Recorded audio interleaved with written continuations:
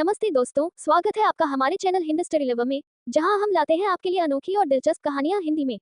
अगर आपको कहानियां सुनना पसंद है, तो हमारे चैनल को सब्सक्राइब करें और हमारे साथ जुड़े हर नई कहानी के लिए। मी नॉटमैन भविष्य में मेरे पति होंगे। बड़े अध्ययन कक्ष में रोशनी चमक रही थी। मुख्य सीट पर बैठे आदमी ने अपनी सफेद शर्ट की आस्तीन ऊपर की हुई थी, जिससे एक मर्दाना स्टील की घड़ी दिखाई दे रही थी। वह नीचे दस्तावेजों को देख रहा था। उसके चेहरे की विशेषताएं गहरी थी और उसका शरीर सुंदर था। एक पृष्ठ पढ़ने के बाद उसने धीरे से आदेश दिया, मैंने कट समूह को जो पैसे दिए थे उन्हें कल वापस कर देना। हाउसकीपर ने अपना सिर झुकाया और सम्मानपूर्वक कहा, हाँ सर, मुझे बहुत ज्यादा बोलने के लिए माफ करें, लेकिन मुझे लगता है कि यह मिस कट्स पिछली दो से अलग है। दिन के समय ये हाउसकीपर ही था जो मैरी को अंदर लाया था। उसका चेहरा पीला था और उसकी आंखें साफ थी। एक नजर में कोई भी बता सकता था कि वह साजिश करने वाली किस्म की नहीं थी। वह एक आकर्षक लड़की थी। कट्स परिवार से नॉटमैन परिवार तक उसने रास्ते में बहुत कम बात की थी। उसने सिर्फ कुछ शब्द ही कहे, श्री नॉटमैन के बारे में, उन्हें क्या पसंद है और क्या नहीं। ऐसा लग रहा था कि उसे अफवाहों की बिल्कुल भी परवाह नहीं थी। जब से दोनों युवा मालिकों ने मिलकर यह खबर फैलाई थी कि श्री नॉटमैन का चेहरा बदसूरत है, उनका व्यक्तित्व अत्याचारी है और उन्होंने दो महिलाओं को मौत के घाट उतार दिया है, तब से ऐसी महिला मिलना मुश्किल हो गया था जो श्री नॉटमैन से न डरती हो और उनकी सेवा करने की पूरी कोशिश करती हो। हाउसकीपर को लगा कि इस वजह से उन्होंने कई अच्छे मौके गंवा दिए हैं। यह अफसोस की बात है कि वह इतनी आसान सी परीक्षा भी पास नहीं कर सकती, मुख्य सीट पर बैठे आदमी ने नापसंदगी से कहा। हाउसकीपर ने कहा, सर, क्या ये कोई आसान सी परीक्षा है? युवा मास्टर जेम्स ने जिस तरह से कपड़े पहने थे, उसे देखकर 50 साल का बूढ़ा आदमी भी डर से कांप उठेगा। 20 साल की सीधी सादी लड़की की तो बात ही छोड़िए। हाउसकीपर ने आह भरी, अगर ऐसा ही चलता रहा तो उसका बॉस कब किसी को ढूंढ पाएगा। पर फॉलो करे उसे चिंता होने लगी। उस समय नीचे की ओर घंटी बजी। घंटी बजाते ही मेरी कांप उठी। अध्याय 24 टॉमन मौज मस्ती में मेरा पति होगा। दरअसल वह बहुत दूर भाग चुकी थी। वह पहले से ही अंधेरे से डरती थी, लेकिन जब रोशनी आने पर उसने राक्षस को देखा तो वह घबरा गई। लेकिन जब डर कम हुआ तो उसे लगा कि उसे भागना नहीं चाहिए। शुरू से ही वह जानती थी कि विलियम एक बदसूरत राक्षस है जिसका दिल जलने के बाद मुड़ गया है। चूंकि वह शादी के लिए सहमत हो गई थी, इसलिए उसे अपना वादा निभाना चाहिए और भागना नहीं चाहिए। इसलिए बहुत देर तक हिचकिचाने के बाद वह आखिरकार वापस आ गई। जब उसने घंटी बजाई तो उसका चेहरा पीला पड़ गया, उसका दिल बेतहाशा धड़कने लगा। वह डरावने चेहरे और सामने वाले व्यक्ति का सामना करने की हिम्मत नहीं कर पा रही थी, लेकिन वह जानती थी कि उसे इस पर काबू पाना होगा क्योंकि वह भविष्य में लंबे समय तक उसके साथ रहने वाली थी।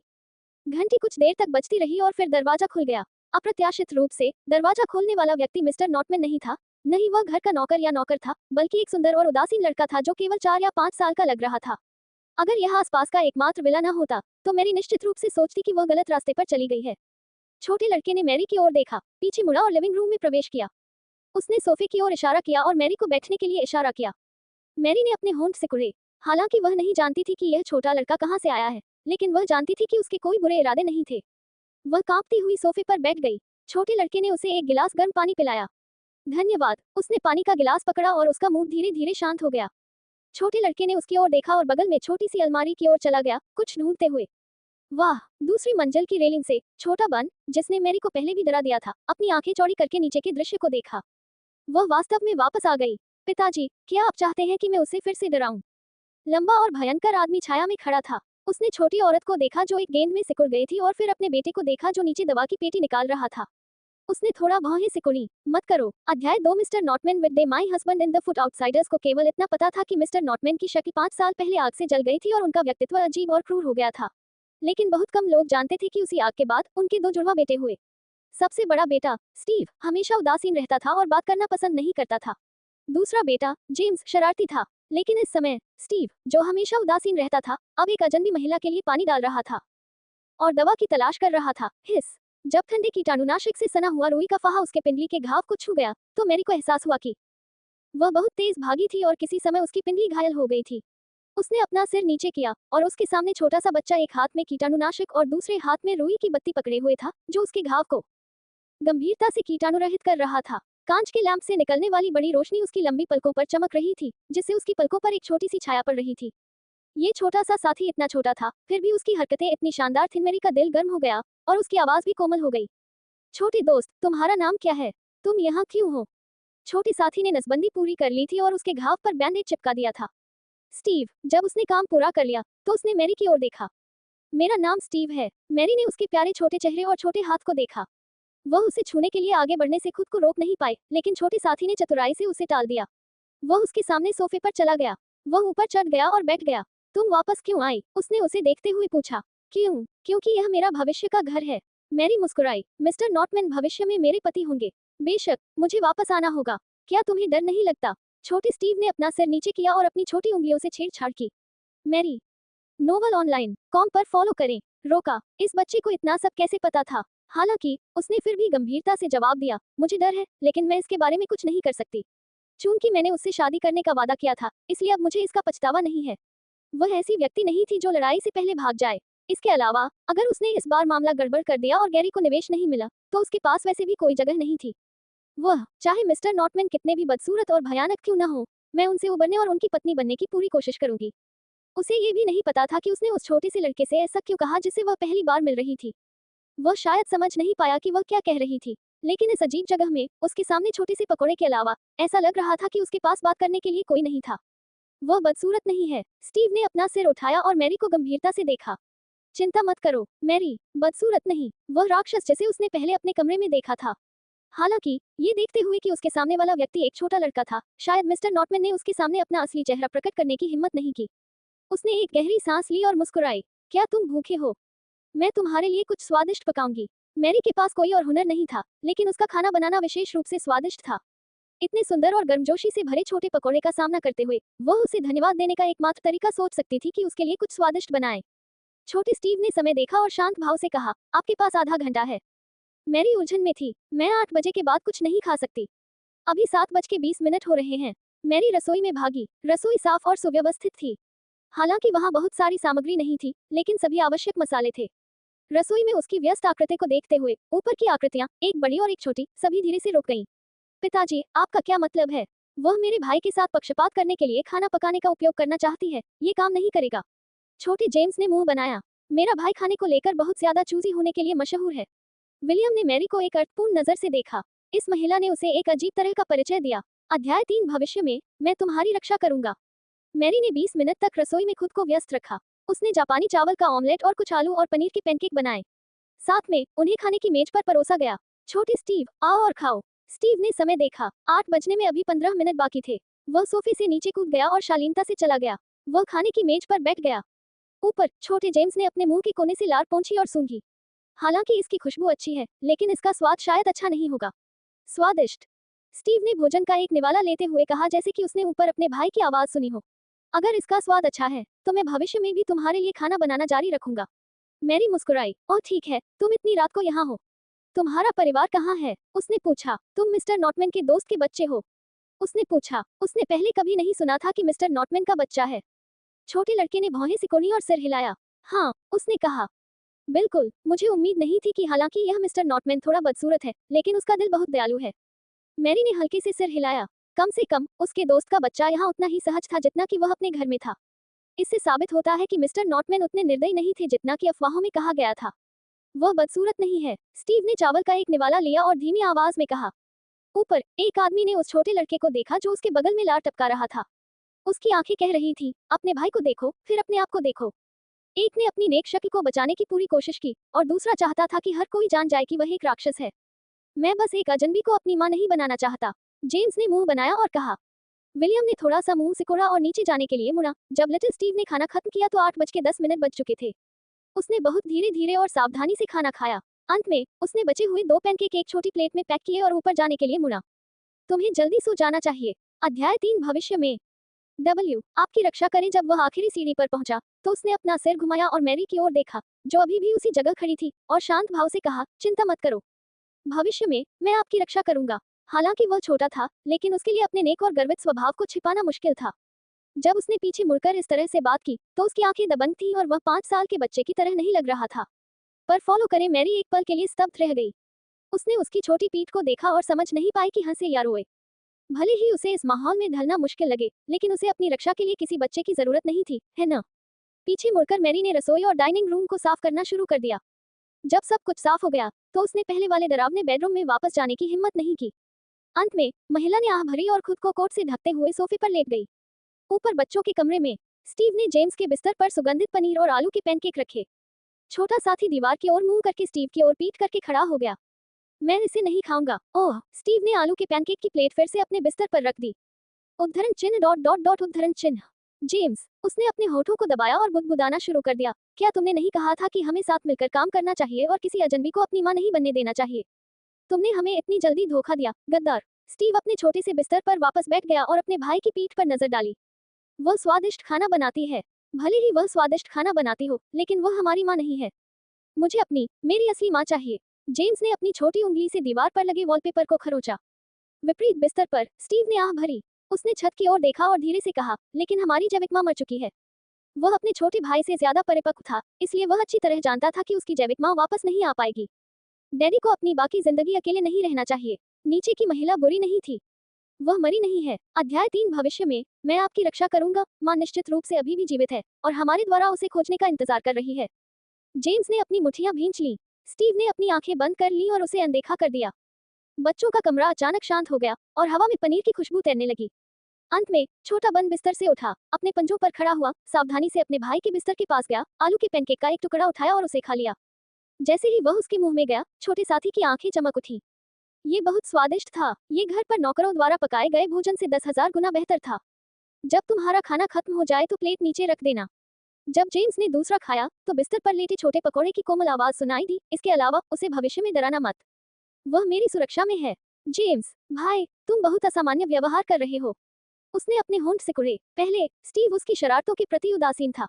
उसने आज उस महिला का बचाव क्यों करना शुरू किया? क्या इसलिए कि उसने जो खाना बनाया था वह स्वादिष्ट था?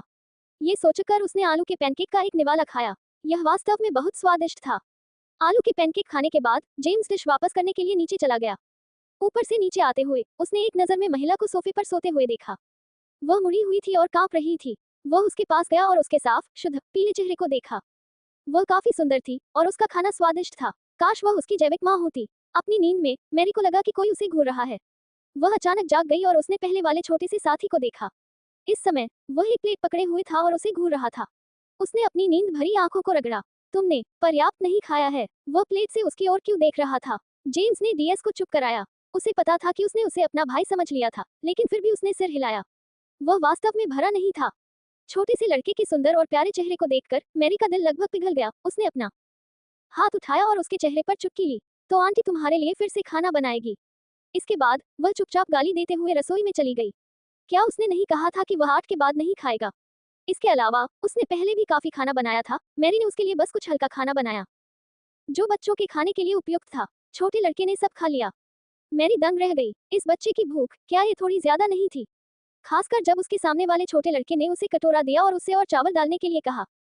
जब उसने खाना खत्म किया तो मैरी आखिरकार खुद को रोक नहीं पाए और पूछा, छोटे स्टीव, क्या तुम्हें नहीं लगता तुम्हारी भूख थोड़ी ज्यादा है? जेम्स चौंक गया और फिर उसने चालाकी से मुस्कुराते हुए कहा, हाँ, मैं बहुत कुछ खा सकता हूँ।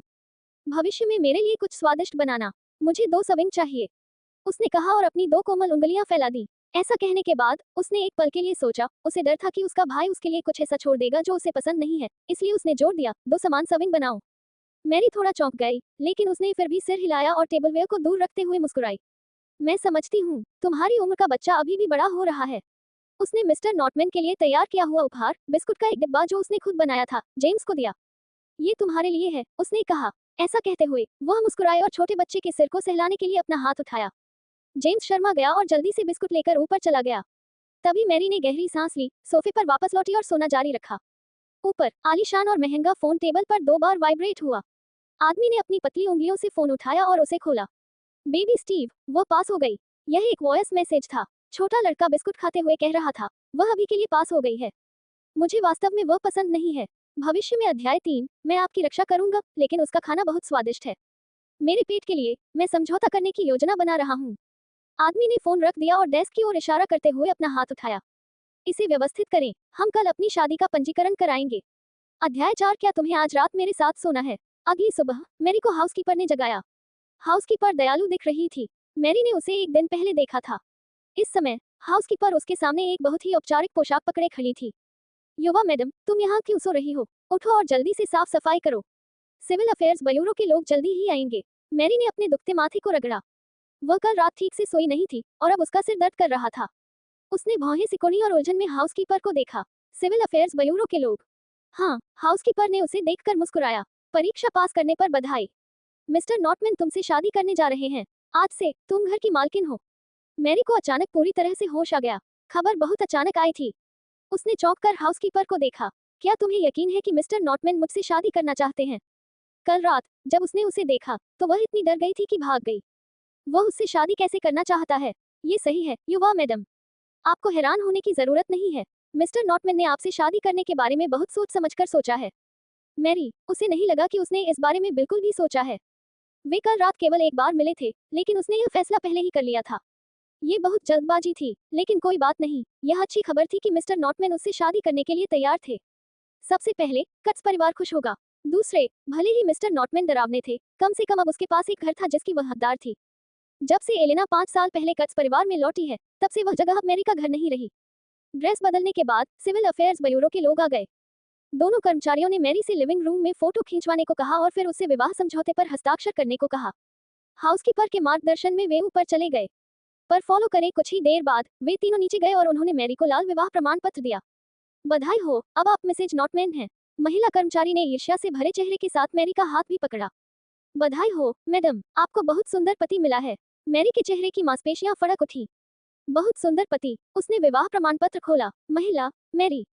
पुरुष, विलियम। इसमें उन दोनों की एक साथ फोटो होनी चाहिए थी, लेकिन इसमें केवल मैरी की एक फोटो थी। उसने राहत की सांस ली। इसमें नॉटमैन ने विवाह प्रमाण पत्र पर अपनी फोटो न लगाकर बहुत ही विचारशीलता दिखाई थी। अन्यथा मैरी को लगा कि शायद वह जीवन भर इस पुस्तिका को छूने का साहस ही न कर पाए।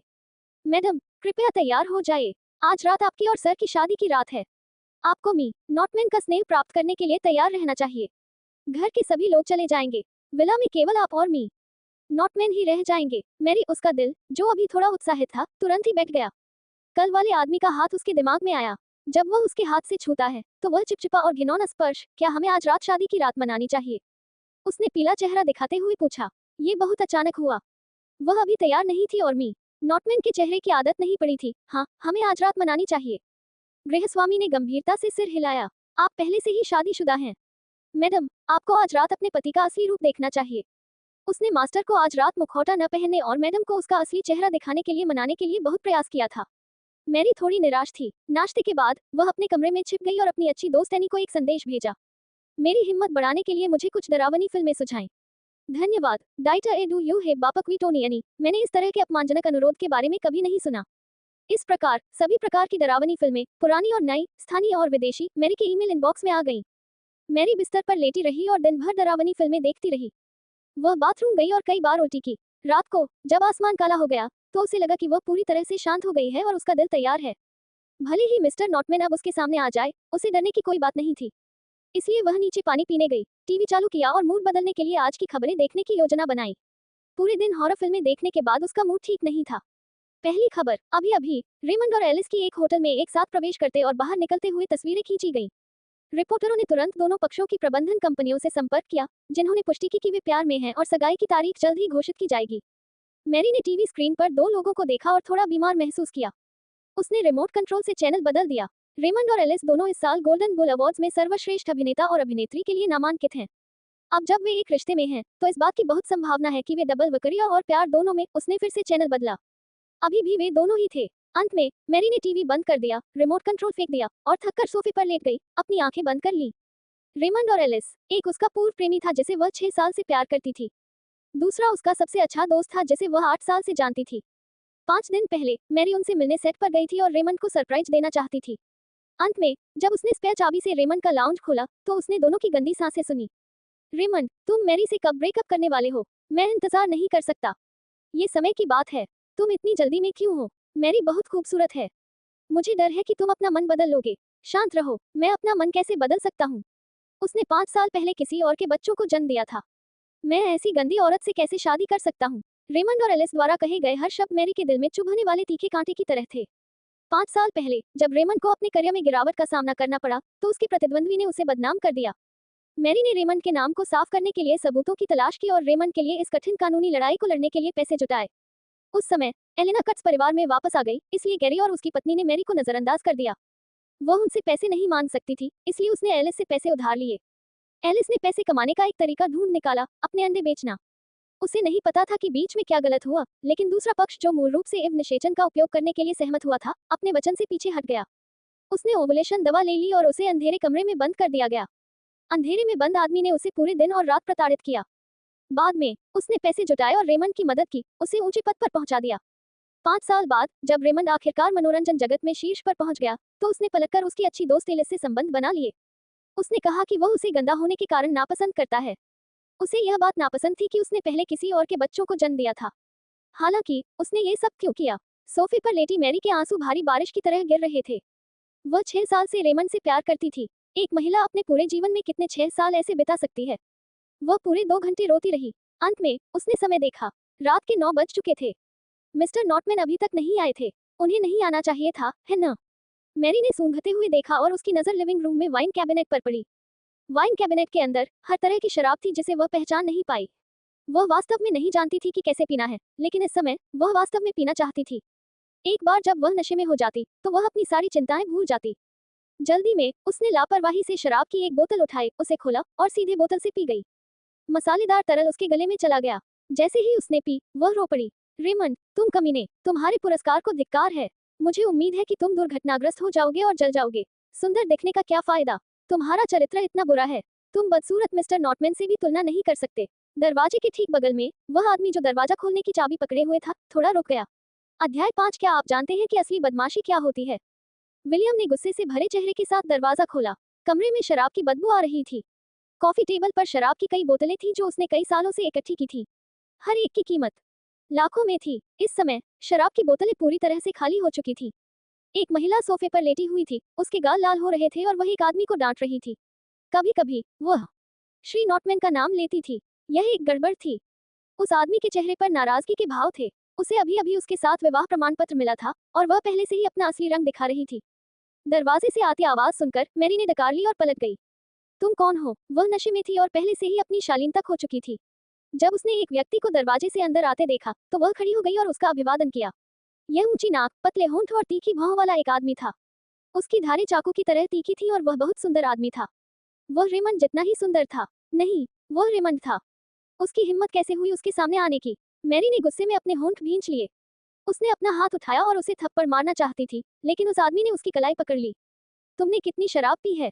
विलियम ने अपनी ठंडी आंखों में गुस्से के भाव के साथ पूछा। मैंने नहीं पी। उसका शरीर इतना कोमल था कि वह उसके द्वारा पकड़े जाने के बाद स्थिर नहीं रह सकी। रेमंड, मुझे तुम्हारी बहुत याद आती है। उसने खुद को उसके ऊपर फेंका और अपनी बाहें उसकी कमर के चारों ओर लपेट ली। रेमंड, मुझे गंदा होने के लिए दोष मत दो, ठीक है? मेरा ऐसा करने का कोई इरादा नहीं था। वह धीरे से रोई। उसका चेहरा एक लड़की की तरह लाल हो गया जो अभी अभी प्यार में पड़ी हो। महिला के आंसू उसकी कमीज के पतले कपड़े से होकर उसकी मजबूत कमर को गीला कर रहे थे। विलियम ने भौहें सिकोड़ी। उसका चेहरा बरसात के मौसम से भी ज्यादा उदास था। उसने अपनी आंखें नीचे करके उसे देखा। अध्याय 5। क्या आप असली ब्लाइगल को जानते हैं? जोड़ इस समय महिला के छोटे हाथ उसकी कमर को कसकर पकड़े हुए थे। वह प्यारी थी। हालांकि वह उसे प्यार भरी आंखों से देख रही थी। उसका छोटा लाल मुंह दूसरे आदमी को पुकार रहा था। आदमी ने अपना हाथ बढ़ाया और महिला को उठा लिया। वह ऊपर की ओर बढ़ा। ऊपर बाथटब में मैरी ने विलियम के लिए गर्म पानी तैयार किया था। इस समय पानी इतना ठंडा था कि हड्डियां कंपाने वाला था। छप नशे में धुत और बेहोश मैरी को सीधे बाथटब में फेंक दिया गया। उसके शरीर पर सफेद टी शर्ट पानी में भीगने के बाद उसके शरीर से कसकर चिपकी हुई थी, जो उसके सुंदर शरीर को रेखांकित कर रही थी। हालांकि बाथटब में बहुत ठंड थी, विलियम को उसकी वजह से थोड़ी गर्मी महसूस हुई। वह वास्तव में महिलाओं से नफरत करता था। 5 साल पहले जब से उसने उस महिला को चोट पहुंचाई थी, तब से वह सहज रूप से महिलाओं को नापसंद करता था। कोई भी महिला उसे छू नहीं सकती थी, यहाँ तक कि उसकी बहन भी नहीं। लेकिन आज मैरी इस छोटे से शराबी द्वारा गले लगाए जाने पर उसे बिल्कुल भी घृणा महसूस नहीं हुई। उसे थोड़ा आनंद भी महसूस हुआ। बहुत ठंड है, बाथटब में महिला सिकुड़ गई। उसने बहुत ज्यादा शराब पी ली और ठंडे पानी ने न केवल उसे जगाया, बल्कि इसने उसे और भी बेलगाम बना दिया। रेमंड मैरी बाथटब में कमजोर होकर लेटी थी और उसने नाजुक आवाज में रेमंड का नाम पुकारा। मुझे बहुत ठंड लग रही है। उसने हाथ बढ़ाया और विलियम की पतलून पकड़ ली। क्या तुम मुझे गले लगा सकते हो? महिला की आंखें धुंधली थी और उसका चेहरा लाल हो गया था। उसने उसे एक बिगड़ल बच्चे की तरह देखा। क्या तुम मुझे बाहर ले जा सकते हो? मैं बहुत ठंडी हूँ। उसकी अंतिम आवाज चॉकलेट के स्पर्श की तरह थी जो विलियम के दिल पर छा गई। उसे ऐसा महसूस हुए बहुत समय हो गया था। उसे मानना पड़ा कि वह बहुत अलग थी। हालांकि वह अभी भी रेमंड नामक उस आदमी को पुकार रही थी। मैं कौन हूँ? उस आदमी ने पूछा और एक हाथ से उसकी ठुड्डी पकड़ ली। तुम रेमंड हो, मैरी ने अपने होठों को सिकोड़ते हुए कहा। चैपेट, क्या तुम जानते हो ट्रक डोलेनेगेट? उसकी नशीली आंखों में सिर्फ रेमंड था। उस आदमी ने गुस्से से भौहें सिकोड़ी और उसके सिर को बाथटब में दबा दिया। हड्डी को चीरने वाला ठंडा पानी उसके सिर को घेर रहा था, लेकिन वह अभी भी अपना कारण नहीं खोज पा रही थी। उसका पूरा शरीर बाथटब में असहाय होकर संघर्ष कर रहा था। थोड़ी देर बाद उसने हाथ छोड़ा और अपनी ठंडी आंखों से उसे घूरने लगा। मैं कौन हूँ? रेमंड। फिर से मैरी की आंखों में आंसू भर आए। उसने आंखों में आंसू भरकर उसकी ओर देखा। तो बताओ, तुम कौन हो? मुझे पति कहो। विलियम ने अपना हाथ उठाया और उसके नम होठों को सहलाया। पति। महिला दुखी थी। इससे विलियम को एक आवेग महसूस हुआ जो उसने लंबे समय से महसूस नहीं किया था। मुझे ठंडे पानी में भीगने मत दो। मैरी ने हाथ बढ़ाया और उसका चेहरा अपने हाथों में थाम लिया। मैंने तुम्हें पहले ही पति कह दिया है। तुम मुझे धमका नहीं सकते। वह शुरू से ही सुंदर थी और अब वह नशे में थी और रो रही थी। उसका पूरा अस्तित्व गुलाब की तरह था। आदमी ने उसकी ओर देखा और धीमी आवाज में कहा, छोटा शराबी, क्या तुम जानती हो धमकाना क्या होता है? मैरी ने अपनी शुद्ध सफेद आंखों से उसकी ओर देखा और अपना सिर हिलाया। आदमी की आवाज कर्कश थी। मैं तुम्हें सिखा दूंगा। जैसे ही उसने बोलना समाप्त किया, बाथटब में एक और व्यक्ति था। अगले दिन वादे के मुताबिक सुबह जल्दी आ गई। चमकदार सूरज की रोशनी कांच की खिड़की से होकर कमरे में आ रही थी। पर्दे खुले हुए थे और एक आदमी खिड़की के पास खड़ा था। उसकी पीठ उसकी ओर थी और वह खिड़की से बाहर देख रहा था। वह आदमी लंबा और सीधा था। उसकी पीठ ही आलसी कुलीनता और अहंकार को प्रकट कर रही थी। मैरी सिरदर्द के साथ नींद से जागी। कल रात उसने एक बहुत ही अजीब सपना देखा। उसने वास्तव में अपनी शादी की रात एक खूबसूरत आदमी के साथ रोमांटिक कपल बात लिया और सफलतापूर्वक मिस्टर नॉटमैन को व्यभिचारी बना दिया। सपने में सब कुछ बहुत भावनात्मक था। उसने धीरे धीरे अपनी आंखें खोलने से पहले बहुत देर तक सोचा। 1406 अध्याय 5। क्या आप जानते हैं कि असली बदमाशी क्या है? जब उसने अपनी आंखें खोली तो उसने उस आदमी की ठंडी पीठ देखी। मैरी इतनी हैरान थी कि वह स्पष्ट रूप से बोल भी नहीं पा रही थी। तुम कौन हो? उसके कमरे में एक आदमी क्यों था? यह आदमी लंबा और सीधा था। भले ही यह पीछे से देखने पर भी वह जानती थी कि यह निश्चित रूप से मिस्टर नॉटमैन नहीं थे। वह कौन था? क्या यह हो सकता है कि उसने वास्तव में मिस्टर नॉटमैन को धोखा दिया हो? अपने पीछे खड़ी महिला की चौंकने वाली आवाज सुनकर विलियम ने भौहें सिकुड़ी और उसकी ओर देखने लगा। भविष्य में शराब मत पीना। कल रात उसने उससे कुछ मिलियन युआन पी लिए। भले ही उसे पैसे की परवाह न हो, फिर भी उसे उन दुर्लभ बोतलों के बारे में बुरा लगा। उसके बाद उसने अपना पैर उठाया और ठंडे स्वर में चला गया। मैरी बिस्तर पर बहुत देर तक चौंकती रही। उसे याद आया कि उसने कल रात थोड़ी शराब पी थी क्योंकि रेमंड और एलिस के बारे में समाचार देखने के बाद वह थोड़ी असहज थी। बाद में कोई रास्ता नहीं। महिला ने अपने शरीर पर चोटों और निशानों को देखा और रोना चाहती थी लेकिन उसके आंसू नहीं निकले। कल रात उसकी और मिस्टर नॉटमैन की शादी की रात थी। न केवल उसे मिस्टर नॉटमैन नहीं मिले, बल्कि उसने खुद को एक अजनबी के हवाले कर दिया था। मिस्टर नॉटमैन की निर्दयता के बारे में सारी अफवाहें तुरंत उसके कानों में घुस गईं। मैरी ने ये भी कल्पना की कि भविष्य में वह एक भयानक मौत मरेगी। वह विकृत व्यक्ति जिसने मिस्टर नॉटमैन को धोखा दिया था, वह उसे भविष्य में शराब न पीने के लिए कहने के लिए भी रुका था। भविष्य में भले ही उसे 10 हिम्मत दी जाए, वह फिर कभी नहीं पिएगी। जैसे ही वह हताशा में अपना सिर पकड़ रही थी, दरवाजा खटखटाया गया। मुझे भूख लगी है। नन्हा स्टीव, जो हल्के पीले रंग के कपड़े पहने हुए था, चुपचाप अंदर घुस गया। अध्याय 6। पति ने वही किया जो उसे अपनी पत्नी के साथ करना चाहिए। अपने सामने प्यारे से छोटे बच्चे को देखकर मैरी ने भौहें सिकुड़ी। क्या ये बच्चा पहले से ही भूखा था? बहुत ज्यादा सोचे बिना उसने आराम से कोट पहना और स्टीव के लिए खाना बनाने के लिए नीचे चली गई। इस प्रक्रिया में महिला ने अपनी आस्तीन ऊपर की और अपनी चोटिल बांह दिखाई। टेबल पर बैठे छोटे स्टीव ने अपनी बांह पर चोट के निशान और लाल निशान देखे और थोड़ा भौहें सिकुड़ी। जब नाश्ता परोसा गया तो छोटे साथी ने काली अंगूर जैसी आंखों से मैरी को देखा। उसकी आंखें गहरी काली थी, उसकी त्वचा गोरी थी और उसके चेहरे की विशेषताएं बहुत सुंदर थीं। छोटे साथी ने उसे गंभीरता से देखा। वह बहुत प्यारा था। मैरी को लगा जैसे उसका दिल पिघलने वाला है। वह नीचे झुकी और अपनी आवाज को यथासंभव कोमल बनाने की कोशिश की। क्या हुआ छोटे स्टीव? तुम घायल हो गए हो? छोटे साथी ने उसकी बांह की ओर इशारा करते हुए कहा। ऐसा कहते हुए वह कुर्सी से नीचे कूद गया और शेल्फ से दवा का डिब्बा लेने चला गया। कोई जरूरत नहीं, मैं खुद कर लूंगा, मैरी ने दवा का डिब्बा छीनते हुए कहा। तभी स्टीव अपनी कुर्सी पर वापस आया, चुपचाप उसे देखते हुए खाना खा रहा था। मैरी ने दवा का डिब्बा खोला। अगर स्टीव ने ऐसा नहीं कहा होता तो उसे पता भी नहीं चलता कि उसके शरीर पर इतने सारे घाव थे। महिला अपने ऊपर दवा लगा रही थी और कल रात वाले आदमी को दिल से कोस रही थी। उसने लापरवाही से अपने हाथ पर मरहम लगाया और महिला ने उसे अपने हाथ दिखाए जैसे कि वह खजाना पेश कर रही हो। और तुम्हारे पैर, मैरी, उसे कैसे पता चला कि उसके पैर में चोट लगी है?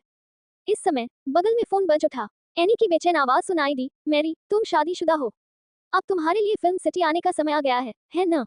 अध्याय 6। हस्बैंड डीडी उसे डोटा करना चाहिए। आज बहुत सारे एक्शन सीन हैं। सुपरवाइजर ने कहा कि एक महिला अभिनेत्री है जो तुम्हें ढूंढ रही है। उद्धरण चिन्ह। मैं जल्द ही वहां पहुंच जाऊंगी। मैरी ने मुंह बनाया। जब मैरी और रेमंड प्यार में थे तो वह संदेह पैदा होने से बचना चाहती थी, लेकिन वह उसे हर दिन देखना भी चाहती थी। इसलिए रेमंड के सुझाव पर वह फिल्म सिटी में स्थानापन्न अभिनेता बनने चली गई। स्थानापन्न अभिनेताओं में मार्शल आर्ट स्थानापन्न सबसे अधिक कमाते थे, इसलिए मैरी ने दृढ़ निश्चय के साथ स्टंट डबल बन गई। अपने फिल्म सिटी में एकमात्र महिला स्टंट डबल के रूप में मैरी बहुत लोकप्रिय थी। आंटी काम पर जा रही हैं। जब तक महिला ने बोलना समाप्त किया, वह पहले से ही प्रवेश द्वार पर खड़ी थी, अपने जूते ढूंढ रही थी। आपको जाने की अनुमति नहीं है। छोटा साथी जल्दी से कुर्सी से उछला और दरवाजे पर खड़ा हो गया। उसने अपने हाथ छोटे से चील की तरह खोले। तुम घायल हो। तुम्हें आराम करने की जरूरत है। उसकी आवाज कोमल थी, लेकिन उसमें प्रभुत्व और चिंता का संकेत था। मैरी को अपने दिल में हल्की गर्मी महसूस हुई। वह नीचे बैठी और स्टीव के छोटे से सिर को प्यार से सहलाया। ये छोटी सी चोट आंटी के लिए कुछ भी नहीं है। वह मार्शल आर्ट की सब्स्टिट्यूट थी, और ऐसी चोटें कुछ भी नहीं थी। नहीं, उसने अपने दांत पीस लिए। स्टीव ने अपने होंठ काटे और मैरी के लिए अपने छोटे हाथ खोले। 5 मिनट बाद चले जाना। ठीक है, वह अभी भी 5 मिनट तक इंतजार कर सकती थी। स्टीव ने राहत की लंबी सांस ली। उसने अपना फोन निकाला और जेम्स की प्रोफाइल तस्वीर ढूंढी और एक संदेश भेजा। ऊपर जेम्स, जिसने स्टीव की तरह ही हल्के पीले रंग का पजामा पहना हुआ था, ने जल्दी से स्टडी रूम का दरवाजा खोला। पिताजी, मदद करो। सेकंड और मिनट बीत गए। मैरी ने अपने जूते पहने और अपने सामने खड़े छोटे लड़के को देखकर मुस्कुराई। हम 5 मिनट पर सहमत हुए थे। अब 4 मिनट हो चुके हैं। अभी 1 मिनट और है। अध्याय 6 हथ और उसने वही किया जो उसे करना चाहिए था। स्टीव ने गंभीरता से सिर हिलाया। हाँ, 5 मिनट में से सिर्फ 30 सेकंड बचे थे, तभी मैरी का फोन बजा। मैरी, तुम्हें आज काम पर आने की जरूरत नहीं है। फिल्म सिटी में आज छुट्टी है। एनी ने उत्साह से कहा। छुट्टी? मैरी दंग रह गई। हाँ, ऐसा कहा जाता है कि एक बड़ा आदमी नहीं चाहता कि उसकी पत्नी काम पर जाए, इसलिए उसने सीधे फिल्म सिटी के सभी कलाकारों और क्रू से छुट्टी लेने को कहा। एनी ने ईर्ष्या से कहा। अरे वाह, अमीर लोग बेतुके होते हैं। मैरी ने फोन को हैरानी से पकड़ा। फिल्म सिटी हमेशा से ही एक व्यस्त जगह रही है। जब से उसने फिल्म सिटी में काम करना शुरू किया था, तब से अब तक कोई छुट्टी नहीं हुई थी। लेकिन अब इस बड़े शख्स की पत्नी के लिए एक अपवाद था। क्या बकवास है। मैरी ने असहाय होकर फोन रख दिया। उसे ऐसा लग रहा था कि डॉलर के नोट उसकी आंखों से उड़ रहे हैं। उसके सामने स्टीव की आंखों में गर्व की झलक थी। थोड़ी देर बाद छोटा लड़का गंभीरता से खांसने लगा और उसे हल्के से देखा। खाओ। ओह, चूंकि वह पैसे कमाने के लिए काम नहीं कर सकती थी, इसलिए मैरी को आज्ञाकारी रूप से जाकर खाना खाना पड़ा। हालांकि स्टीव डाइनिंग टेबल पर वापस नहीं आया। मुझे कुछ काम करना है। उसने अपने हाथ जेब में डाले और शांत भाव से ऊपर चला गया। उसके बाद छोटा लड़का पलटा और ऊपर चला गया। कुछ कदम चलने के बाद वह वापस मुड़ा और मैरी के सामने रखे खाने को उदासीनता से देखा। खाओ। मैरी उससे खुश थी। तुमने मुझसे 2 सर्विंग ब्रेड बनाने के लिए कहा था तुम्हारे लिए नाश्ता, लेकिन तुमने सिर्फ एक ही खाया। स्टीव का शरीर थोड़ा रुक गया। एक पल बाद उसने अजीब तरीके से कहा, मैं तुरंत खाने के लिए नीचे आता हूँ। जैसे ही उसने बोलना समाप्त किया, छोटा सा साथी सीढ़ियों से ऊपर चला गया। कुछ ही देर बाद जेम्स अपने भाई द्वारा उलझाए गए बालों के साथ नीचे की ओर भागा। मैं अपना नाश्ता खाने आया हूँ।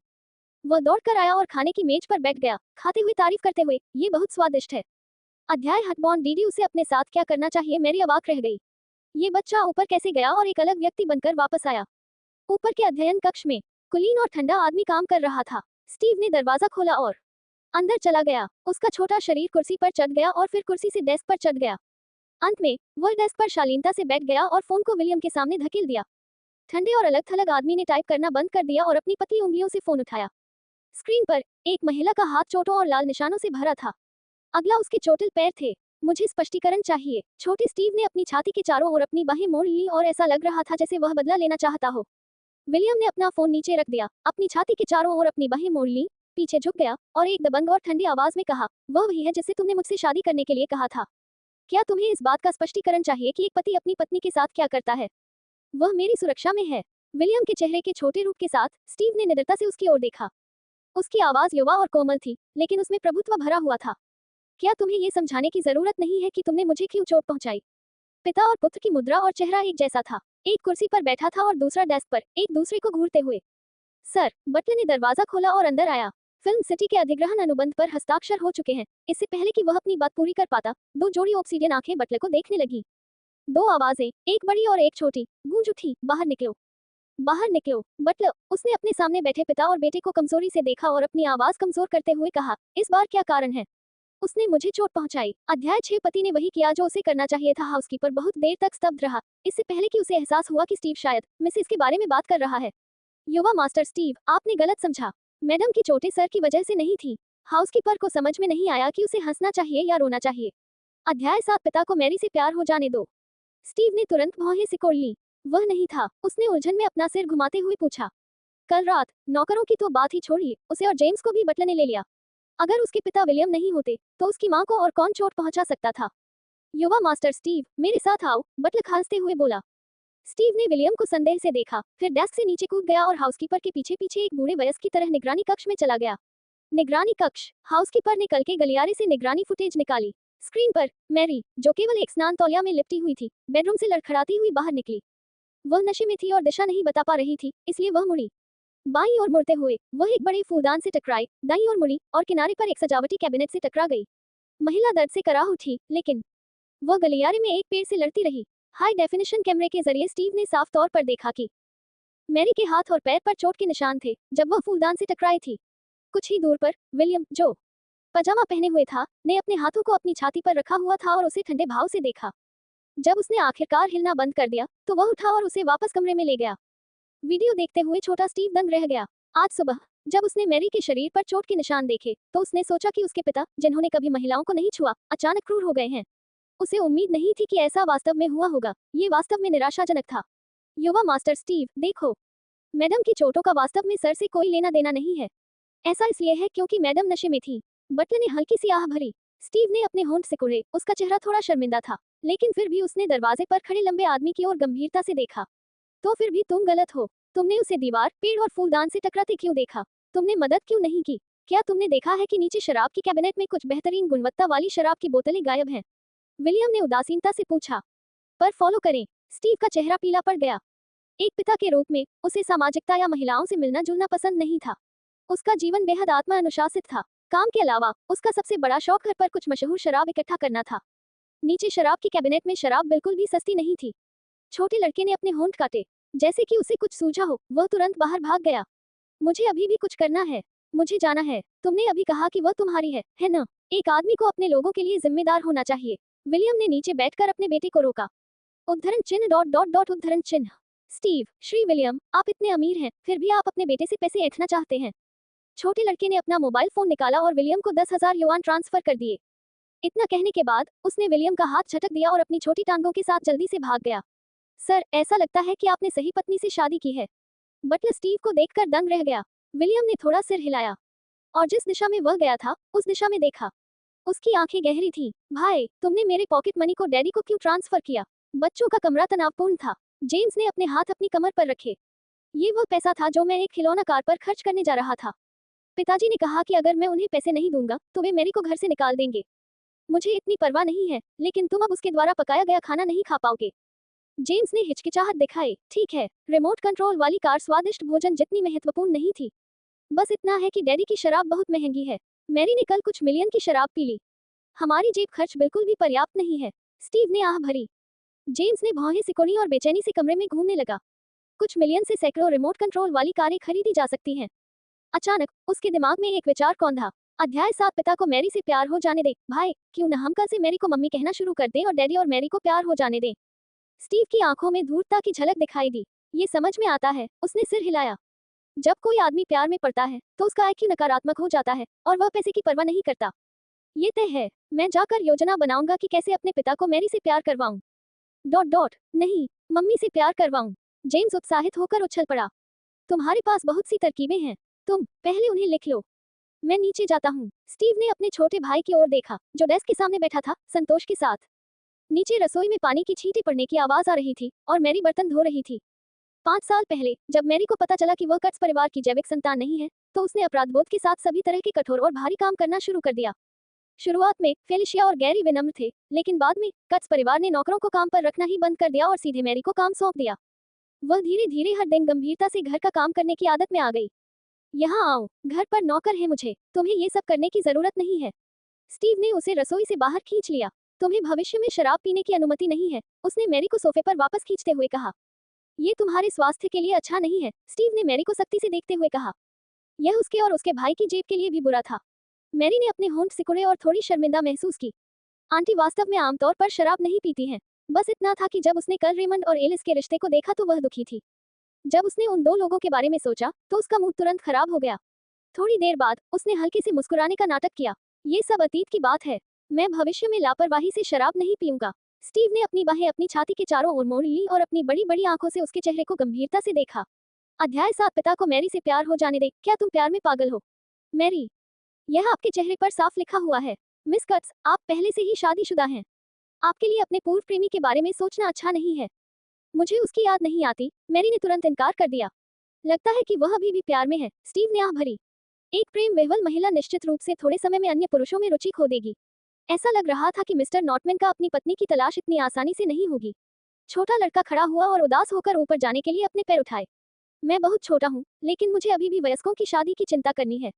मैं बहुत थक गई हूँ, मैरी। स्टीव के ऊपर जाने के बाद वह अभी भी घर का काम करना चाहती थी, लेकिन नौकर ने उसका पीछा किया। ऊपर उसने वह किताब निकाली जो वह पहले लाई थी और पढ़ने लगी। जब तक आसमान में अंधेरा नहीं हो गया, तब तक मैरी सीधी होकर स्टीव के लिए खाना बनाने नीचे नहीं गई। जब वह नीचे गई, तो उसने देखा कि छोटा लड़का ट्रैकसूट और जूते पहने हुए दरवाजे पर खड़ा है। जब उसने उसे देखा, तो उसने अपना हाथ उठाया और उसका अभिवादन किया। 5 से 6 बज रहे हैं। मेरे लिए टहलने का समय हो गया है। क्या तुम मेरे साथ चलना चाहती हो? मैं नहीं जाऊंगी। मैं तुम्हारे लिए घर पर स्वादिष्ट खाना बनाऊंगी। मैरी मुस्कुराए और अपना एप्रन पहना। ठीक है। छोटे लड़के ने सिर हिलाया और शालीनता से दरवाजा खोलकर बाहर निकल गया। उसका स्वभाव 5 साल के बच्चे से अलग, बेहद घमंडी था। मैरी ने आह भरी और खाना बनाने के लिए रसोई में चली गई। रसोई में झींगा था जिसे नौकर ने आज ही खरीदा था। उसने स्टीव के लिए अच्छा खाना बनाने की योजना बनाई। महिला रसोई में व्यस्त थी। स्वादिष्ट गंध ऊपर की ओर चली गई और जेम्स की नाक में घुस गई। उसने अपने हाथ में किताब बंद की और दरवाजा खोला ताकि नीचे से आ रही गंध को सूंघ सके। उसकी लार बहने वाली थी। मैं इसे अब और बर्दाश्त नहीं कर सकता। मेरा भाई अभी ट्रैकसूट पहनकर नीचे गया है ना? वह जल्दी से क्लोकर रूम में भागा, अपने भाई के सामान किट ढूंढी, उसे पहना और जल्दी से नीचे चला गया। आज रात तुमने क्या स्वादिष्ट खाना बनाया? छोटा जेम्स जल्दी से नीचे भागा और सीधे डाइनिंग टेबल पर जा पहुंचा। वाह! डाइनिंग टेबल पर व्यंजन परोस रही मैरी ने अपने सामने स्टीव को अचंभित होकर देखा। अगर वह गलत नहीं थी, तो वह ऊपर से नीचे आया होगा। अध्याय 8 में विलियम हूँ। मैरी थोड़ी उलझन में थी। क्या स्टीव अभी व्यायाम करने के लिए टहलने नहीं गया था? तो ये कौन था? उसने अपने सामने बैठे छोटे लड़के की ओर देखा जो चॉपस्टिक से जल्दी जल्दी खाना खा रहा था। तुम, महिला उसके सामने बैठी और उसके चेहरे का अध्ययन किया। तुम स्टीव नहीं हो, है ना? जेम्स का हाथ थोड़ा रुका। उसने तेल से सना अपना चेहरा ऊपर उठाया। मैं हूँ। क्या तुम उसके छोटे भाई हो? बड़े भाई, मैरी ने अपने हाथों को अपनी छाती पर रखते हुए पूछा। उसकी याददाश्त खराब नहीं होगी, और अगर वह ध्यान से देखती, तो उसके सामने बैठे छोटे लड़के का स्वभाव स्टीव से अलग था। ये देखकर कि वह अब इसे छिपा नहीं सकता, जेम्स केवल मुंह फुलाकर कह सका, ठीक है, मेरा नाम जेम्स है। स्टीव मेरा बड़ा भाई है। विलियम मेरा डैडी है। उद्धरण चिन्ह विस्मयादिबोधक चिन्ह उद्धरण चिन्ह। मैरी, तुम और स्टीव दोनों ही मिस्टर नॉटमैन के बच्चे हैं। हाँ, छोटे से साथी ने झींगा से एक बड़ा निवाला खाया। मैरी उलझन में थी। शादी से पहले किसी ने उसे नहीं बताया था कि मिस्टर नॉटमैन के जुड़वा बेटे हैं। और मिस्टर नॉटमैन ऐसे ही दिखते थे, लेकिन उनके 2 बेटे बहुत सुंदर और प्यारे थे। थोड़ी देर बाद उसने जेम्स की तरफ देखा। चूंकि तुम और स्टीव जुड़वा हैं, तो तुमने उसका होने का नाटक क्यों किया? उसे आखिरकार समझ में आ गया कि हर बार जब स्टीव ऊपर जाता और नीचे आता, तो वह अपना व्यक्तित्व क्यों बदल लेता, क्योंकि वे 2 लोग थे। जेम्स ने खाने के लिए अपना सिर नीचे किया। जवाब देने की हिम्मत नहीं हुई। उस रात उसने उसे इतना डरा दिया कि उसे डर था कि वह जान जाएगी। कुछ ही देर बाद स्टीव भी टहलने से वापस आ गया। अध्याय by M William, novel English पर फॉलो करें। क्या तुम्हें पता चला? छोटे लड़के ने अंदर आते ही अनुमान लगा लिया कि क्या हुआ था। वह कुर्सी पर बैठ गया और शान से अपने चॉपस्टिक उठाए। खाते समय उसने अपने छोटे भाई की ओर उपहासपूर्वक देखा। मैंने तुमसे कहा था कि तुम ज्यादा देर तक छिप नहीं पाओगे। जेम्स ने उस पर आंखें घुमाई, जल्दी से कटोरे में रखा खाना खत्म किया और ऊपर चला गया। मैरी ने भौहें सिकुड़ी। वह सिर्फ इतना ही खाता है। वह आमतौर पर बहुत खाता है। हालांकि उसकी पहचान उजागर हो गई है। वह शर्मिला महसूस कर रहा है। आखिरकार वह एक बच्चा है, बहुत संवेदनशील है। स्टीव ने हल्के से समझाया। उद्धरण चिन्ह डॉट डॉट डॉट उद्धरण चिन्ह। मैरी, तुम ऐसे बोलती हो जैसे तुम कोई बच्ची नहीं हो। कल से मेरा भाई और मैं तुम्हें मम्मी कहकर बुलाने की पूरी कोशिश करेंगे, स्टीव ने शालीनता से खाते हुए कहा। बधाई हो, तुम्हारे 2 सुंदर बेटे हैं, उसने अपनी चमकती आंखों को ऊपर उठाते हुए कहा। एक से शादी करो और तुम्हें 2 मुफ्त मिलेंगे। तुमने मुनाफा कमाया है, छोटे लड़के ने गंभीरता और परिपक्वता से कहा। मैरी, वास्तव में वह विलियम से शादी करने के लिए आवेगी थी। उसके प्रेमी और सबसे अच्छे दोस्त ने उसे धोखा दिया और कत्स परिवार ने उसके साथ नौकरानी जैसा व्यवहार किया और उसे लगातार भावनात्मक रूप से ब्लैकमेल किया। यही कारण था कि उसने शादी करने का फैसला किया, लेकिन उसने कभी नहीं सोचा था कि वह जुड़वा बच्चों की मां बनेगी। रात के खाने के बाद वह श्री नॉटमैन के साथ अच्छी बातचीत करने के लिए तैयार थी। उसने सोचा कि वह पर्याप्त परिपक्व नहीं है और शायद सौतेली मां बनने के योग्य नहीं है। श्री नॉटमैन आज थोड़े व्यस्त हैं, लेकिन मैं ये भी समझती हूँ कि आप और श्री नॉटमैन नवविवाहित हैं। आप एक दूसरे से अलग नहीं हो सकते। मैं अभी श्री नॉटमैन को फोन करके उन्हें वापस आने के लिए कहने जा रही हूँ। बटलर ने एक धूर्त मुस्कान के साथ कहा। मैं नहीं। मैरी ने हाउसकीपर की उत्साहित पीठ को देखा। क्या उसने कुछ गलत समझा? अध्याय 9 में विलियम हूँ। सोफे पर बैठकर उसने मिस्टर नॉटमैन के वापस आने का इंतजार करते हुए एक कॉमेडी देखी। फिल्म मजेदार थी और मैरी का मूड धीरे धीरे ठीक होने लगा। जब तक उसने सुबह से आए आदमी को दरवाजा खोलते और अंदर आते देखा।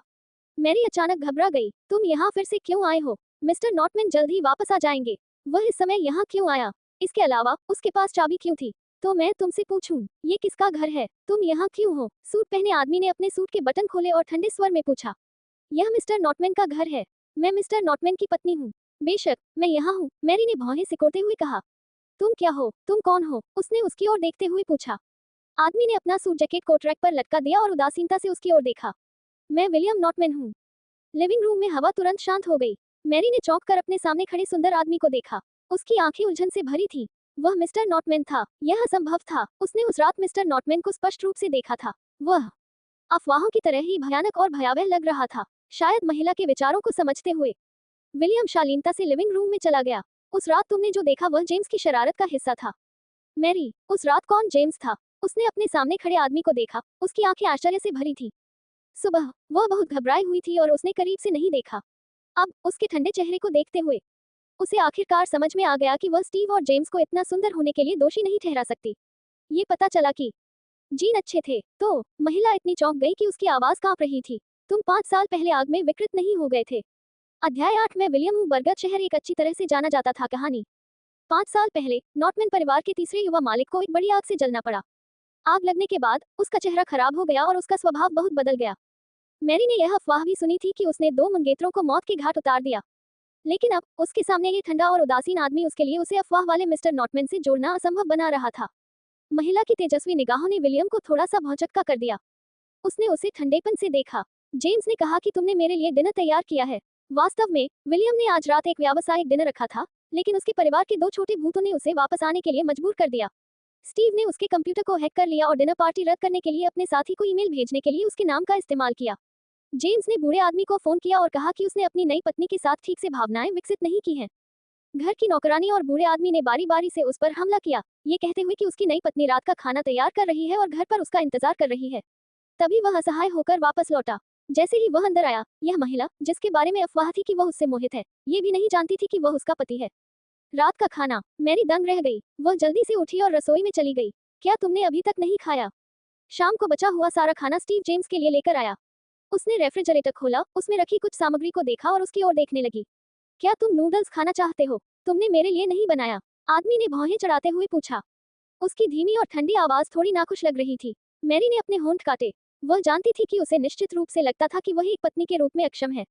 मुझे नहीं पता था कि तुम कब वापस आओगे। मैं नहीं चाहता कि तुम बचा हुआ खाना खाओ, इसलिए मैं तुम्हारे लिए अलग से खाना बनाना चाहता हूँ। आखिरकार मेरे दिल में तुम दूसरों से अलग हो। अपनी बात खत्म करने के बाद वह मुड़ी और मुस्कुराते हुए उसकी तरफ देखने लगी। जब मैरी मुस्कुराई तो उसकी चमकीली आंखें अर्धचंद्राकार हो गईं। वह बहुत प्यारी थी। विलियम का दिल बेवजह हिल गया। अध्याय 8 में विलियम हूँ। शायद इस महिला का अपने परिवार के 2 छोटे बच्चों के साथ वाकई भाग्य था। जब वह मुस्कुराई तो वह जेम्स की तरह ही थी, एक छोटे सूरज की तरह चमक रही थी। उसे इस तरह देखकर वह और कुछ नहीं कह सका। वह आदमी मुड़ा और सोफे पर बैठ गया। उसने ठंडे स्वर में टीवी बंद किया और अपने फोन पर काम करने लगा। मैरी, जो रसोई में थी, ने राहत की लंबी सांस ली। वह आखिरकार इससे उबरने में कामयाब रही। कल से ही वह श्री नॉटमैन के लिए खाना बनाने की बात अपने फोन के मेमो में डालने जा रही थी।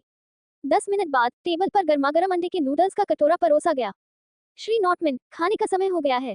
काफी देर बाद ठंडा और अलग थलग रहने वाला वह आदमी उठकर डाइनिंग टेबल के सामने बैठ गया। उसके खाने के तरीके बेहद शानदार थे। ये पहली बार था जब मैरी ने किसी व्यक्ति को इतने नेक तरीके से खाते देखा था। उसने विलियम की तरफ देखा और अनजाने में ही विचारों में खो गई। तुम्हें देखना पसंद है? अगर तुम्हें पसंद है तो तुम जीवन भर देख सकते हो। उस आदमी की धीमी आवाज में न तो जल्दबाजी थी और न ही धीमी।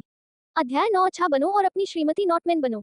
मैरी का चेहरा अचानक लाल हो गया। उसे लगा जैसे दिल उसकी छाती से बाहर निकलने वाला है।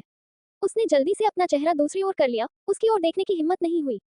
इसका स्वाद अच्छा है। आदमी ने अपना सिर नीचे किया और उसके द्वारा पकाए गए नूडल्स खाए। बटलर ने कहा कि तुम्हें मुझसे कुछ बात करनी है। उसने धीरे से पूछा। तभी मैरी को याद आया कि उसे उससे कुछ जरूरी बात करनी है।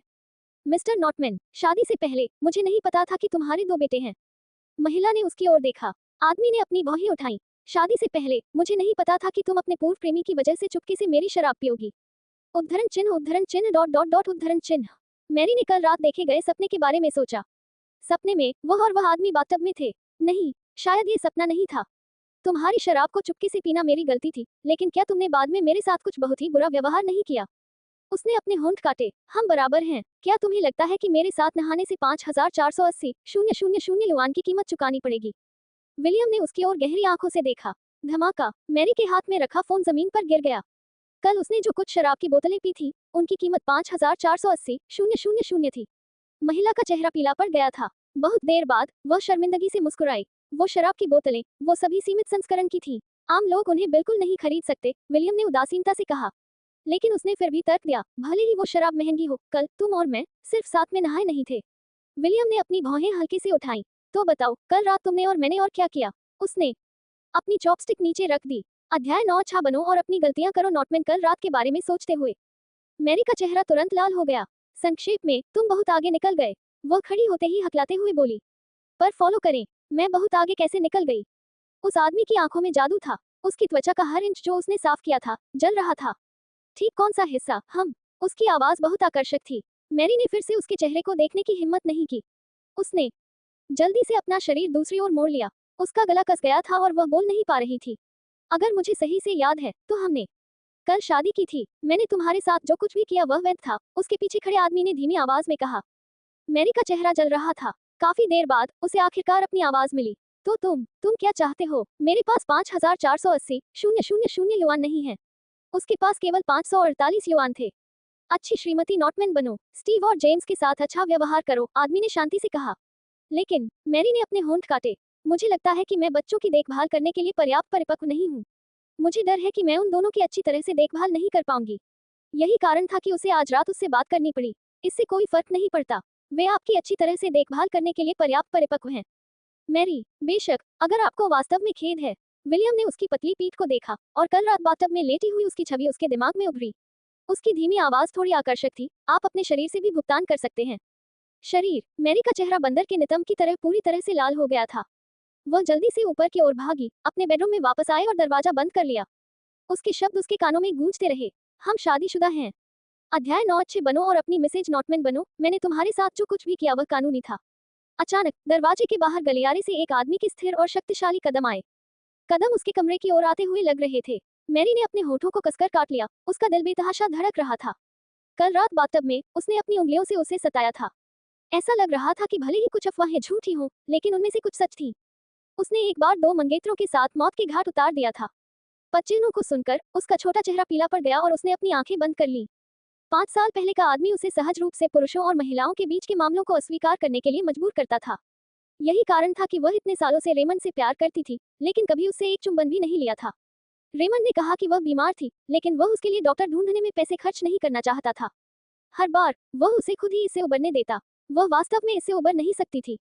डॉट डॉट उसके दरवाजे पर पदचिह्न आए। मैरी कांपने लगी। हालांकि पदचिह्नों की आवाज उसके बेडरूम से गुजरी और गलियारे के अंत की ओर बढ़ती रही। उसने गलियारे के अंत में दरवाजा खुलने और बंद होने की आवाज सुनी। फिर आसपास का माहौल शांत हो गया। मैरी ने राहत की लंबी सांस ली। क्या वह उसे आज रात परेशान करने की योजना नहीं बना रहा था? वह थककर बिस्तर पर लेट गई और छत को घूरती रही। पूरी रात मैरी जागती रही और सोती रही। हर बार जब वह अपनी आंखें खोलती, तो उसे देखना पड़ता कि दरवाजे पर पानी का गिलास लात मारकर गिराया गया है या नहीं। सौभाग्य से जब वह सुबह उठी, तो दरवाजा सुरक्षित था और पानी का गिलास लात मारकर नहीं गिराया गया था। उसका दिल, जो पूरी रात लटका हुआ था, आखिरकार शांत हो गया। मैरी बिस्तर से उठी और थोड़ी देर के लिए नहाया, फिर नाश्ता बनाने के लिए नीचे चली गई। स्टीव, जो बहुत अनुशासित था, नीचे चला गया, सुबह जल्दी उठ गया। और जेम्स, जो देर तक सोना पसंद करता था, तभी नीचे की ओर भागा जब मैरी के नाश्ते की खुशबू ऊपर आई। गुड मॉर्निंग, मम्मी, स्टीव मुस्कुराया और मैरी को पुकारा। फिर उसने जेम्स की ओर देखा। जेम्स ने अपने होठों को काटा और अनिच्छा से मैरी को देखा। गुड मॉर्निंग, मम्मी, उसकी आवाज धीमी थी। मैरी स्तब्ध थी। थोड़ी देर बाद उसने मुस्कुराहट निकाली। Good morning. 25 साल तक अकेली रहने के बाद उसे 2 5 साल के बच्चों द्वारा अचानक मम्मी कहने की आदत नहीं थी। किसी कारण से उसे 5 साल पहले पैदा हुए बच्चे की याद आ गई। जब वह एक कार दुर्घटना में शामिल हुई, तो बच्चा 8 महीने का था। अगर वह उस समय थोड़ी और सावधान होती, तो बच्चा समय से पहले पैदा नहीं होता और मर नहीं जाता। अगर बच्चा जिंदा होता, तो उसकी उम्र स्टीव और जेम्स जितनी होती, है ना? मैरी ने फिर से दोनों प्यारे छोटे बच्चों की तरफ देखा और मुस्कुराई। मैं एक अच्छी माँ बनूंगी। शायद यही किस्मत थी। उसने 5 साल पहले अपना बच्चा खो दिया था। 5 साल बाद स्वर्ग ने उसे स्टीव और जेम्स की माँ बना दिया। इसे पहले की गई गलतियों की भरपाई भी माना जा सकता है। ये सोचते हुए वह एनी के कहने पर रसोई में गई और 2 छोटे बच्चों के लिए उबले अंडे से 2 छोटे खरगोश बनाए। अच्छा बनो और खाओ, मम्मी काम पर जा रही हैं। महिला ने प्लेट टेबल पर रखी, कोला और बैकपैक टेबल पर रखा, अपना कोट और बैकपैक लिया और बाहर चली गई। जेम्स ने प्यारे छोटे खरगोश को देखा और थोड़ा सा भौहें से कुड़ी। भाई, वह बहुत बचकानी है। उसे लगता है कि तुम बचकाने हो। स्टीव ने उसकी तरफ देखा, लेकिन उसने दो बनाए। उसे भी लगता है कि तुम बचकाने हो। तुम बचकाने हो। तुम बचकाने हो। इस समय विलियम, जो एक सूट पहने हुए था, नीचे आया। पिताजी, जल्दी आओ। दो छोटे लड़के तुरंत उस पर चिल्लाए। क्या हुआ? आदमी ने अपना पैर उठाया और सुबह सुबह अपने दो बेटों की उत्साहित आवाजें सुनकर चला गया। अध्याय 9। अच्छा बनो और अपनी श्रीमती नॉटमैन बनो। यहाँ स्टीव ने दो छोटे खरगोशों के आकार के सफेद उबले अंडे अपने सामने धकेल दिए। पिताजी, ये प्यार का नाश्ता है जो मम्मी ने आपके लिए तैयार किया है। जेम्स मुस्कुराया। मेरे लिए? विलियम ने भौहें सिकुड़ी और प्यारे छोटे खरगोश को देखा। हाँ, मम्मी ने कहा कि वही ये दो छोटे खरगोश हैं और चाहती हैं कि आप उन्हें खाएं। जेम्स ने सिर हिलाया। आदमी ने भौहें सिकुड़ी और दो छोटे खरगोशों को देखा। बटलर, उन्हें लपेटो और उन्हें कंपनी में ले आओ। अध्याय 10। काश वे मर जाते। हे भगवान, तुम आखिरकार यहाँ आ ही गए। मैरी अभी अभी फिल्म सिटी पहुंची थी और सुपरवाइजर पहले से ही दरवाजे पर इंतजार कर रहा था। सुपरवाइजर ने उसका हाथ पकड़ा और कहा, यहाँ एक बड़ा काम है। ग्रीन सिटी में सहायक अभिनेत्री मिस एलिस मूर ने विशेष रूप से तुम्हें अपना स्टंट डबल बनने के लिए कहा है, और वेतन सामान्य से 3 गुना है। सेट पर पहुंचने के बाद मैरी ने सीधे अपना मेकअप किया। सब कुछ तैयार होने के बाद निर्देशक ने फिल्मांकन शुरू नहीं किया। तुम किसका इंतजार कर रही हो? मैरी के साथ मौजूद पुरुष स्टंट डबल अधीर था। मिस एलिस का इंतजार कर रहा हूँ। मिस मूर ने कहा कि वह इसे व्यक्तिगत रूप से देखना चाहती थी। उसे डर था कि यह महिला स्टंट डबल वह एहसास नहीं पा सकेगी जो वह चाहती थी। मिस मूर वास्तव में सुंदर और पेशेवर हैं। तुम इस जीवन में कभी भी उनकी बराबरी नहीं कर सकती। मैरी ने यह सुनकर हंसना चाहा। पेशेवर? एलिस इंडस्ट्री में 5 साल से थी और उसके हर सीन को मैरी ने पॉलिश किया था, जिसने स्क्रिप्ट को अच्छी तरह से समझा था और उसे ध्यान से निर्देशित किया था। उसने ग्रीन सिटी की स्क्रिप्ट भी देखी थी। इस फिल्म में एलिस की भूमिका में कई सीन थे जहां उसे बाद के चरणों में हराया गया था। हार का मतलब था कि उसे पीटा जाएगा। एलिस उसे व्यक्तिगत रूप से देखना चाहती थी क्योंकि वह उसे अपनी आंखों से पिटते हुए देखना चाहती थी। जिस बारे में बात करते हुए ये काफी मजेदार था। उसने एलिस और उसके प्रेमी को एक साथ लुढ़कते हुए देखा। उसने उन्हें पीटा या डांटा नहीं, बल्कि बस रोते हुए चली गई। हालांकि एलिस को बहुत परेशानी उठानी पड़ी बस उसे पिटते हुए देखने के लिए। ऐसा लग रहा था जैसे मैरी धोखेबाज थी। कितना मजेदार। कुछ ही देर बाद एलिस आ गई। वह कुर्सी पर पैर क्रॉस करके बैठ गई। मेरी जरूरतें बहुत सख्त हैं। जब तक मैं संतुष्ट नहीं हो जाती वह ऐसा करती रहेगी। तुम वाकई समर्पित हो, डिप्टी डायरेक्टर ने कहा। यो, क्या तुमने सुना? अच्छा प्रदर्शन करो। अध्याय 10। काश वे मर जाते। मिस मूर की डबल बनना आपके लिए सम्मान की बात है। मैरी ने उन्हें अनदेखा कर दिया। पर फॉलो करें। फिल्मांकन शुरू हुआ। वह और पुरुष स्टंट डबल कई सालों से पुराने साथी थे। उन दोनों ने नकली हरकतें की और दृश्य सहज और स्वाभाविक था। यह महिला स्टंट डबल वाकई अच्छी है। मिस मूर, आपकी नजर वाकई बहुत तेज है। मैं संतुष्ट नहीं हूँ। एलिस का चेहरा ठंडा हो गया। आखिर में यह नकली लगता है। उन्हें सच में लड़ने दो। सहायक निर्देशक दंग रह गया। सच में, लोग मर सकते हैं। मैं चिकित्सा व्यय का भुगतान करूंगी। मैं फिल्मांकन के लिए भी जिम्मेदार हूँ, एलिस ने आराम से पंखा उठाते हुए कहा। उन्हें सच में लड़ने दो, उपनिर्देशक ने निर्देश दिया। सेट पर लगभग सभी लोग अचंभित थे। यह एक ऐसा दृश्य था जहां सहायक अभिनेत्री को तब तक पीटा गया जब तक कि वह विकलांग नहीं हो गई और वे वास्तव में लड़ना चाहते थे। हम सच में लड़ नहीं सकते। तुम उनसे बात क्यों नहीं करते? नहीं, हम जैसा कहेंगे वैसा करेंगे, मैरी ने मुस्कुराते हुए कहा। एलिस उसके लिए यहाँ थी। अब अगर वह एलिस से भीख मांगने भी जाती तो भी वह उसके द्वारा अपमानित ही होती। सुपरवाइजर ने पहले ही अनुबंध पर हस्ताक्षर कर दिए थे। अगर वह अभिनय नहीं भी करती तो भी उसे अभिनय करना ही पड़ता। ये ठीक इसलिए था क्योंकि एलिस ने इसकी भविष्यवाणी की थी कि वह इतनी लापरवाही से अभिनय करने की हिम्मत कर सकती है। इसके अलावा वह एक पेशेवर स्थानापन्न अभिनेता थी। तो क्या हुआ अगर वह घायल हो गई? मैरी बार बार गिर गई और बार बार खड़ी हो गई। अंत में उसके शरीर पर लगी चोटों को किसी भी कंसीलर से नहीं छिपाया जा सका। मिस मूर, अगर ऐसा ही चलता रहा तो वह सचमुच मर जाएगी। सहायक निर्देशक पूरे शरीर से पसीना बहा रहा था। अंत में फिल्मांकन की प्रगति बहुत धीमी थी और मुख्य निर्देशक नाराज था। एलिस के पास उसे प्रताड़ित करना बंद करने के अलावा कोई विकल्प नहीं था। मैरी ने बिना किसी भाव के अपने कपड़े बदले और सेट से बाहर चली गई। जैसे ही वह बाहर गई, उसने सेट के दरवाजे पर खड़े रेमन की एक झलक देखी। उसने धूप का चश्मा और एक टोपी पहन रखी थी जो कसकर ढकी हुई थी। उसे एलिस को लेने के लिए यहाँ आना चाहिए, है न? उसने उसे दरकिनार कर दिया और सार्वजनिक परिवहन स्टेशन की ओर बढ़ गई। मैरी, रेमन ने उसे धीमी आवाज में पुकारा। मैरी ने आगे बढ़ना बंद नहीं किया। मैरी, तुम मुझसे क्यों छिप रही हो? रेमन ने उसका पीछा किया और उसका हाथ पकड़ लिया।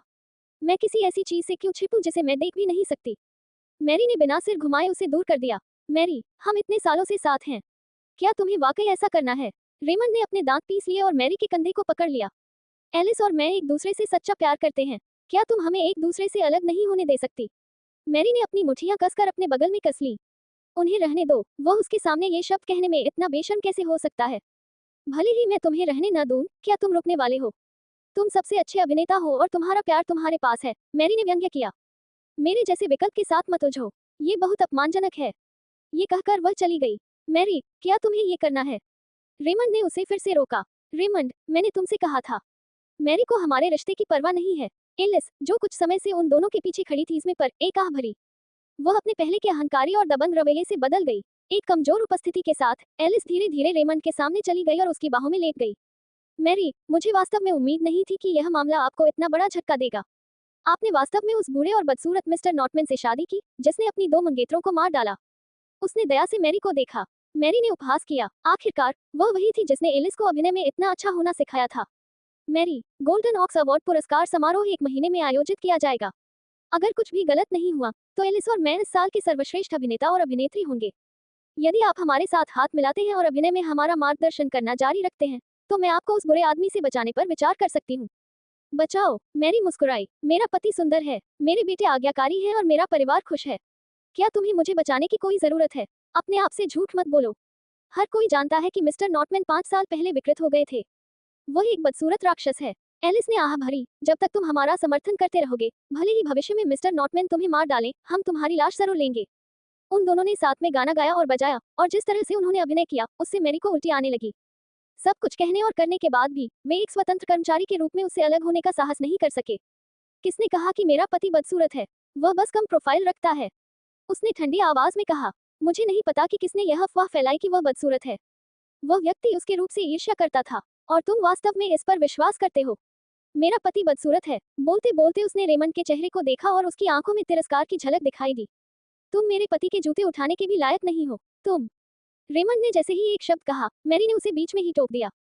मेरा पति सुंदर, अमीर है और मुझसे प्यार करता है। वह मेरे प्रति वफादार है, किसी धोखेबाज सुअर की तरह नहीं। मैं तुम्हें चुप रहने की सलाह देती हूँ। नहीं तो अगर मेरा पति तुम्हारी बातें सुन लेगा, तो वह मुझ पर इतना मोहित हो जाएगा कि तुम्हें मरने पर मजबूर कर देगा।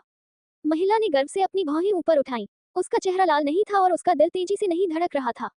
वैसे भी विलियम उसे सुन नहीं पाया। उसके बाद उसने दोनों लोगों के रंगीन हाव भावों को नजरअंदाज किया और चली गई। एलिस ने उसकी पीठ की ओर देखा और दांत पीस लिए। रेमंड ने मुझे सही चुना। तुम उसके लायक नहीं हो। तुम भी भ्रम में हो। मैरी चुप हो गई। अंत में वो पीछे देखे बिना चली गई। अध्याय 10। काश वे मर जाते, आज मैरी मेरी जगह पर थी। उसने जानबूझकर एक गलती की, जिससे पूरे दल की प्रगति धीमी हो गई। अच्छा बनो, अपने आप को उसके स्तर तक मत गिराओ। रेमंड ने महिला को अपनी बाहों में जकड़ लिया। उन दोनों के सामने सड़क पर एक शानदार बेंटले खड़ी थी। सर, क्या 2 युवा मालिकों ने आपको मैडम को लेने के लिए आने के लिए नहीं कहा था? मैडम पहले ही जा चुकी हैं। हम साहब। मैथियस ने मैरी की पीठ की ओर देखा। पीछे आओ। कार की पिछली सीट पर ठंडे आदमी ने अपना हाथ उठाया और एक दस्तावेज को पलटा। साथ ही उन 2 लोगों की जांच करें जिन्होंने मुझे बदनाम किया। मैथियस ने सिर हिलाया। आपकी योजना। विलियम ने सुरुचिपूर्ण ढंग से एक कलम उठाए और दस्तावेज पर एक टिप्पणी लिखी। क्या मैडम ने अभी यह स्पष्ट नहीं किया है? उन्हें इच्छा करे कि वे मर जाएं। यह स्पष्ट